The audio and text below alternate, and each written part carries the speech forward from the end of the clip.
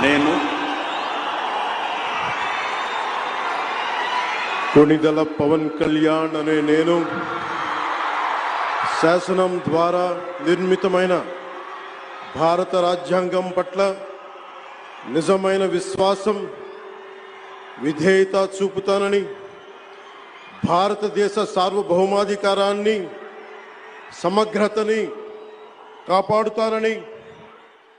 ఆంధ్రప్రదేశ్ రాష్ట్ర మంత్రిగా నా కర్తవ్యాలను శ్రద్ధతో అంతఃకరణ శుద్ధితో నిర్వహిస్తానని, భయం గాని పక్షపాతం గాని